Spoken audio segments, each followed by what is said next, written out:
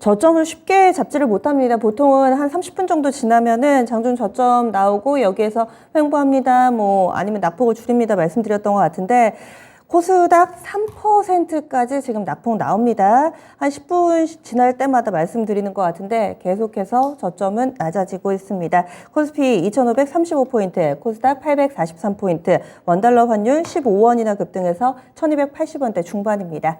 유한타증권으로 가보겠습니다. 박진희 부장 만나보죠. 안녕하세요. 네, 안녕하세요. 네, 어려운 아침입니다. 어떻게 보고 계세요? 네, 상당히 좀 힘든 시장입니다. 미국 시장 CPI가 상당히 좀 안 좋게 나오면서 시장이 좀 급락을 했고 우리 시장도 그대로 좀 연결지어지고 있는 것 같습니다. 전체적으로 전 업종이 다 대부분 좀 하락을 보여주고 있는 상태입니다. 제 눈에도 지금 제가 400종목을 보고 있는데 그중에서 빨간불이 몇 개 되지 않습니다. S-오일 빨간불이고요. 바이오 쪽에서 큐라클과 AST-큐브 요거 정도 빨간불입니다. 그 외에는 뭐 매각 이슈 있었던 CIS하고 자율주행차 쪽에 인포뱅크 요 정도 살짝 빨간불이고 나머지는 거의 대부분 파란색이라고 보실 수가 있고 섹터 쪽에서는 이제 아시다시피 우크라이나 문제 때문에 사료, 뭐 곡물 이런 부분들에 좀 강세를 보여주는 부분이 좀 특징이라고 보실 수가 있겠는데요.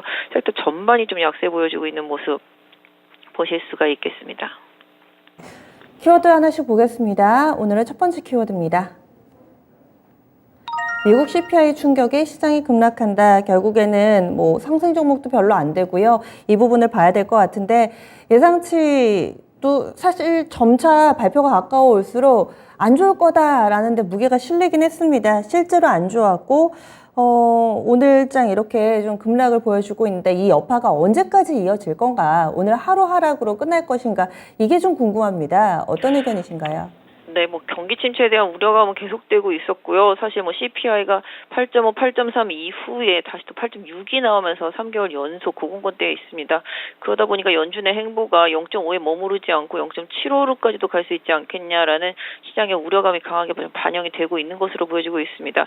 뭐 개인적으로는 6월 FOMC에서 0.75까지는 아니고 0.5 얘기했던 대로 그대로 가면서 그 다음 스탠스에 대한 얘기를 좀 할 것으로 보여지고 있는데요. 그 다음 스탠스도 문제죠. 보통 저희가 예상했을 때는 0.5, 0.5, 0.25 이런 식으로 갈 거라 생각했는데 뭐 0.5, 0.5 그 다음에 0.75 가거나 아니면 0.5, 0.5, 0.5 가거나 뭐 이런 식으로까지 좀 얘기가 나오고 있다 보니까 시장이 상당히 좀 충격을 받은 모습입니다.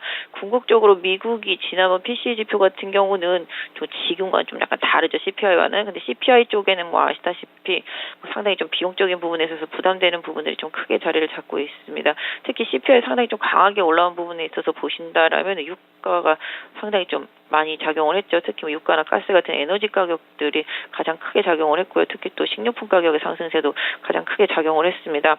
그러다 보니까 이걸 해결하는 방법은 전쟁이 끝나는 수밖에 없습니다. 지금 바이든 같은 경우도 11월 중간 선거가 있기 때문에 그 전에 물가를 빨리 잡아야 되는데 이 전쟁이 계속 발목을 잡고 있습니다. 전쟁이 발목을 잡고 있기 때문에 이 전쟁을 끝낼 수 있는 묘안을 만들어내기 전에는 상당히 힘들다라는 것입니다. 또 시장도 그런 부분을 절대적으로 좀 알고 있기 때문에 이런 쪽으로 배팅한 사람들이 되게 많죠. 전략적으로 뭐 글로벌 투자자들 같은 경우도 곡물이라든지 그다음에 원자재 가격, 유가 이런 부분에 많이 세팅이 되어 있는 상태라고 보시면 좋겠습니다. 그래서 이 부분을 쉽게 잡기는 어렵다. 결국은 전쟁이 해결해주지 않으면 어렵다라는 생각 때문에 시장이 더 많이 하락을 하고 있고요. 석유 소비가 점점 더 늘어나는 드라이빙 시즌과 또 여름철이 다가오고 있다는 점에서도 시장이 좀 계속 부담을 갖고 있습니다. 앞서서 말씀해 주신 대로 이게 언제 끝날지는 모르겠지만 궁극적으로 14, 15일 날 있을 FOMC에서 이번 결과를 바탕으로 해서 뭔가 멘트가 나올 것으로 보여지고 있고요. 뭔가 멘트가 나온다 하더라도 연준 같은 경우는 사실은 이번 지표가 살짝 꺾였으면 그 다음에 조금 편하게 갔을 텐데 이번이 높게 나왔기 때문에 결국은 6, 7, 8월 달, 이 3달 정도의 인플레 지표를 다시 보려고 할 겁니다. 그러다 보니까 시장이 계속 지지부진해질 것에 대한 우려감이 커지고 있는데요. 그래도 일단은 연준의 회의에서 뭔가 멘트가 나오면서 시장의 방향성이 조금 바뀌지 않을까 싶은데요. 뭐 더 급락을 하던 급반등이 나오던 두 개 중에 하나가 나올 것으로 보여지고 있는데 일단 지금의 하락세는 경기 침체에 대한 우려감 그대로 반영하고 있고요. 거기에 2분기죠. 2분기 실적에 대한 우려감까지 그대로 반영하고 있는 모습인지라 일단은 조금 공격보다는 조금 방어적인 태세의 대응이 조금 더 이어져야 될 구간인 것 같습니다. 네, 이어서 두 번째 키워드 넘어가겠습니다. 이 와중에도 급등하는 종목이 있는데요. 신성홀딩스 장 초반에 10% 정도 오름세로 출발했는데 지금 상한가에 진입이 됐습니다. 이 종목을 필두로 해서 지금 곡물 관련된 종목군들 이쪽으로는 더 고점이 높아지고 있는 상황인데요. 단기적일까요? 아니면은 조금 더 활용해 볼 만한 여지가 있는지 투자 전략 세워주세요. 네, 뭐 말씀하신 대로 미국 CPI 지표에서도 식료품 가격이 상당히 급등한 모습을 보실 수가 있겠는데요. 그런 부분들이 부담이 되었는데 지금 또 오늘 나온 기사에 또 반응을 하고 있죠. 우크라이나 세계 곡창지대가 뭐 쑥대밭이 됐다라는 기사를 보면서 다시 또 이쪽 움직이고 있습니다. 곡물 사료와 관련되어 있는 쪽이 상당히 급등을 보여주고 있는 모습인데요.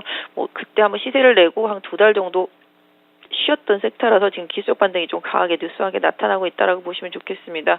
일단 뭐 개인적으로는 신규 접근을 하시기도 사실 애매합니다. 이게 좀 변동성이 큰 섹터이기 때문에 지금의 조정 이후에 기술적 반등이 연속될지 여부는 좀 지켜봐야 되지 않을까. 다만 이제 보유하고 계신 분들은 일단은 조금 보유를 하면서 추가적인 반등 여부를 좀 살펴보실 필요가 있을 것 같고요. 신규로 접근하기에는 조금 애매한 부분은 사실 있다라고 보실 수가 있겠습니다. 곡물가가 오른다고 해서 여기 확실히 뭔가 실적에서 수혜를 볼 수 있는 기업들이 제가 볼 때는 딱히 보이지 않습니다. 일정 부분 뭐 원재료와 관련되어 있는 기업들도 있겠습니다. 많은 뭐 원재료를 가공해서 팔아야 되는 기업들도 있고요. 뭐 제당 쪽들, 특히 이제 설탕 쪽들 하고요. 뭐 제분 쪽들, 뭐 이런 쪽들은 좀 영향을 받을 수 있겠지만 궁극적으로 그들이 밀을 생산해서 팔고 설탕을 만들어서 팔고 있지 않은 이상에는 큰 수혜가 되지 않을 것으로 개인적으로 보고 있습니다. 그래서 일단 지금은 테마성의 흐름으로 좀 봐주시고요. 시장이 안 좋다 보니까 이쪽이 좀 더 커 보인다라고 좀 말씀드릴 수 있을 것 같고요. 일단 보유하신 분들은 그래도 어느 정도 좀 저항대까지 추가적으로 좀 보유하는 전략은 유효할 것 같습니다. 네, 이번에 마지막 키워드 넘어가겠습니다. 미증시에서도 그렇고요. 전 세계적으로 기술주, 성장주들의 약세 움직임이 이어집니다. 국내에서도 이쪽 기술주 쪽에서 신저가가 많이 나오고 있는 상황인데 어려워하시는 분들이 많으실 것 같아요. 삼성전자라든지 뭐 네이버, 카카오 이런 종목군들은 개인 투자자분들도 많이들 들고 계셔가지고 어떻게 해야 될까요? 네, 지금 지수가 2,527까지 몰렸습니다. 개인적으로는 2,520선 정도 지지선으로 보고 있는데요. 장 초반부터 매도 많이 나오고 있는 모습 보실 수가 있겠습니다. 특히 기술주들이 포진하고 있는 게 시가총액 상위 종목군들이죠. 지금 환율이 벌써 15원 65전까지 튀어오른 상태가 되겠습니다. 외국인들 매도 장 초반부터 이어지고 있고요.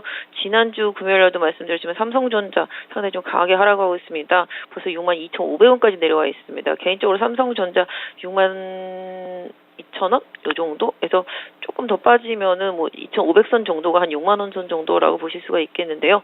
일단 삼성전자의 하락세도 좀 과도한 상태이긴 합니다만은 시장에서 경기 침체에 대한 우려감이 결국은 반도체를 비롯한 전방 산업에 대한 부담으로 이어지면서 특히 또 금리 인상이 되면 성장주들 약하죠.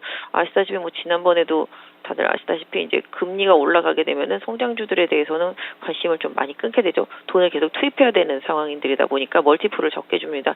다만 그럼에도 불구하고 개인적으로는 해당 섹터주들이 과연 돈을 못 벌고 있는 것인가라고 고려해봤을 때는 멀티플이 빠졌을 때 가격 메리트는 분명히 있는 구간이라고 생각이 되고 있습니다만은 뭐 무슨 제약바이오라든지 이런 쪽은 조금 더 피해를 볼 수 있겠습니다만은 기존에 실적이 나오는 기업들은 좀 다른 행보이지 않을까 싶은데요. 일단 그럼에도 불구하고 일단 시총 상위 종목군들은 계속 매도 매물을 좀 막고 있는 상황이라고 보시면 좋겠습니다. 그래서 플랫폼이라든지 지금 뭐 엔터라든지 게임이라든지 제약바이오하고 반도체 테크주들 뭐 이런 성장주들이 좀 많이 하락을 하고 있는 상태고 뭐 그 외 다른 종목들도 마찬가지입니다만은 지난주에 이어서 반도체 쪽에 좀 하락세가 심하다. 이 부분이 특히 핵심이라고 보겠습니다. 일단 경기에 대한 우려감이 가장 강력한 섹터가 이제 반도체 섹터다 보니까 하락폭이 좀 많이 심한 모습인데요. 일단 삼성전자하고 하이닉스가 살아나줘야지만 해당 하부권에 있는 장비 부품 소재주들도 좀 힘을 쓸 수 있지 않을까 싶고요. 시총 상위 종목군들 뭐 카카오나 네이버도 마찬가지가 되겠습니다. 둘 다 저점 이탈하고 있는 상태라서 좀 추세적으로는 좋지 못합니다만은 결국은 일단 지수가 2,520선에서 커버가 되는지 좀 보셔야 될 것 같고요. 외국인들이 좀 매도세가 어느 정도 좀 잠잠해지는지 여부를 조금 보셔야 될 필요가 있을 것 같은데요. 일단 전체적으로는 2,520선 정도가 지지선인데 2,500선 정도까지 좀 열어놓고 시가총액 상위 종목 기술주들, 테크주들 하고요. 성장주들은 조금 하락이 좀 진정되는 그 시점을 좀 기다려보는 전략, 좀 서두를 필요는 현재까지는 좀 없어 보이고 있는 구간이기 때문에 외국인들이 좀 매도세가 끊기는 시점까지, 그다음에 환율이 조금 더 안정이 되는 시점까지 조금 기다려보시는 전략을 이 해당 섹터에서도 좀 드리고 싶습니다. 네. 그러면 오늘의 오프닝 픽은 어떻게 주시겠어요? 네, 상당히 좀 어렵습니다. 개인적으로 상당히 좀 어려운데요. 뭐 일단 좀 종목으로 드리긴 어렵고 개인적으로는 좀 지수와 관련된 ETF 쪽을 좀 보셔도 좋겠습니다. 만약에 지수 2,500선이 잘 지지가 된다라면은 급락한 쪽에서 뭐 아시다시피 이제 코덱스 쪽에 뭐 보실 수가 있겠죠. 코덱스 쪽에서 좀 보실 수가 있고 뭐 약간 공격 성향이 있으신 분들은 뭐 레버리지까지도 좀 보실 수가 있을 것 같긴 한데요. 전체적으로 종목이 좀 애매하다라면은 지수와 관련되어 있는 ETF 쪽을 조금 모아가시는 전략도 현재는 좋을 것 같고요. 아까도 말씀드렸던 대로 성장주지만 실적이 나오는데 시장 때문에 너무 빠졌다라고 보여지는 섹터주들이죠. 경기랑 덜 민감한데도 불구하고 뭐 엔터주들 같은 경우가 해당되겠습니다. 그리고 최근에 좀 리오프닝 소비주들도 마찬가지가 되겠습니다. 그래서 지금의 하락은 일단은 뭐 그쪽 일단 리오프닝 소비라든지 뭐 엔터 쪽이라든지 이런 쪽과 연결된 쪽에서는 조금 더 가격적인 메리트를 볼 수 있는 구간이긴 합니다만은 오늘은 아까 말씀드렸던 대로 서두를 필요 없고요. 이따 12시 넘어서 한 2시 정도의 좀 방향성 조금 더 지켜보시고요. 오히려 수요일까지 FOMC 결과도 볼 때까지는 성급하게 조금 서두르지 않는 전략도 필요한 구간이 아닌가 싶습니다. 예, 그럼 내일 뵙겠습니다. 네, 감사합니다. 네, 연타증권의 박진희 부장 함께했습니다.